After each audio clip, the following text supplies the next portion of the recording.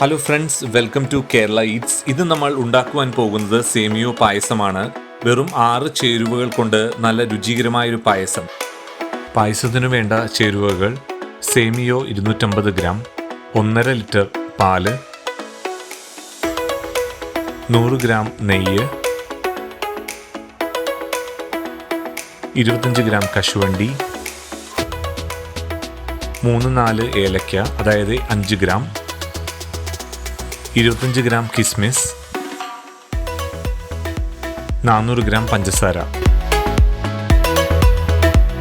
ഒരു ഉരുളി അടുപ്പത്ത് വെച്ച് ചൂടാകുമ്പോൾ അതിലേക്ക് 1 ടേബിൾ സ്പൂൺ നെയ്യ് ഒഴിച്ച് എടുത്തു വച്ചിരിക്കുന്ന സേമിയോ ചേർത്ത് വറക്കുക.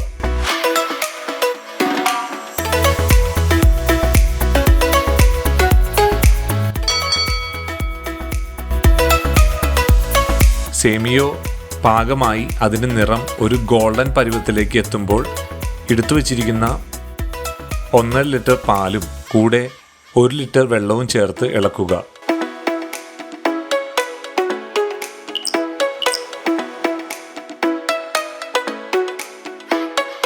അതിലേക്ക് 400 ഗ്രാം പഞ്ചസാരയും 2 ടേബിൾ സ്പൂൺ നെയ്യും ചേർത്ത് ഇളക്കുക.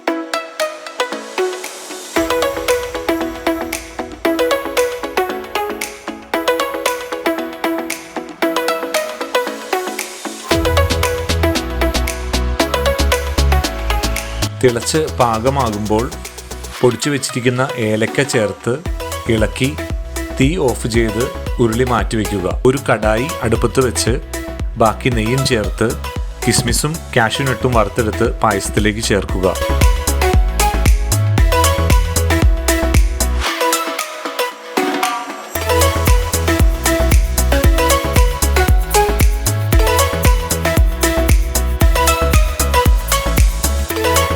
പിറന്നാളിനും മറ്റു വിശേഷങ്ങൾക്കും വിളമ്പാൻ ഒരു ഈസി പായസം ഇവിടെ തയ്യാറായി കഴിഞ്ഞു.